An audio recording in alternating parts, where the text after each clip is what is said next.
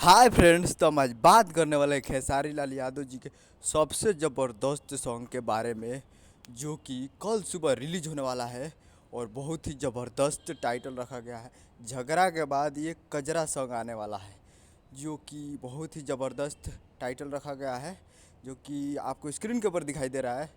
झगड़ा के बाद लेकर आ रहा है कजरा, जो कि गाए हैं खेसारी लाल यादव जी और शिल्पी राज जी, और लिखे हैं अखिलेश कश्यप जी, और म्यूजिक दिया अमित कश्यप जी। तो बहुत ही ज़बरदस्त होने वाला है। और ये आ रहा है Annapurna films Bhojpuri YouTube channel पे कल 29 तारीख को 6:30 पर Annapurna films Bhojpuri YouTube channel पे ये सॉन्ग रिलीज होने वाला है।